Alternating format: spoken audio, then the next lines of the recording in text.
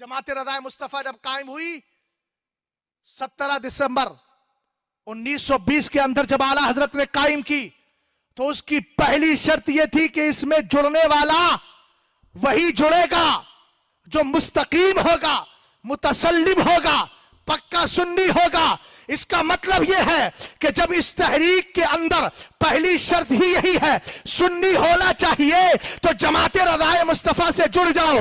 इसलिए कि जमात से जुड़कर खाली मेंबर नहीं बनोगे, तुम्हें जन्नत का मेंबर बना दिया जाएगा, तुम्हारा अकीदा महफूज हो जाएगा, तुम्हारी सुन्नियत महफूज हो जाएगी। इसलिए जमात से जुड़कर काम करो, इसलिए कि ये वो जमात है जिसमें शेर बे अहले सुन्नत है, सदरुल शरिया है, सैयद नईमुद्दीन मुरादाबादी सदरुल फाजिल है, बुरहाने मिल्लत है, मुहद्दिस आदम पाकिस्तान है, मुहद्दिस आदम हिंद है, और आगे बड़े सरकारे ताजे शरीयत है।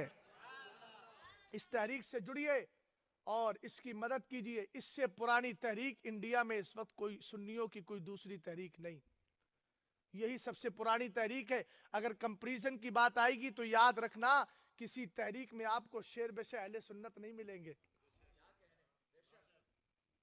समझ गए आप। और ये वही तहरीक है जिसका एक रुकन हजरती अल्लामा अरशदुल कादरी भी थे। अल्लाह करे लोगों को समझ में आ जाए, अल्लामा अरशदुल कादरी भी इसी तहरीक का एक रुकन थे जिन्होंने इतनी खिदमतें की है। और तहरीक का मैंने मंसूब आपको पहली शर्त बता दी, सुन्नी से उल अकीदा। यह तहरीक बिफज़लिही ताला, ये जमात 100 साल से जायद इसके हो चुके हैं।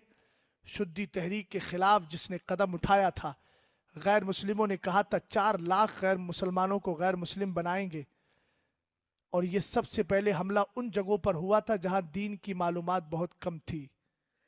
तो सरकार मुफ्ती आजम उठे थे, 5 लाख लोगों को दोबारा कलमा इस्लाम पढ़ा करके ये बता दिया था, मुस्तफ़ा का दीवाना जिधर जाता है जमाना उसी तरफ हो जाया करता है। समझ गए आप? हाँ, मैं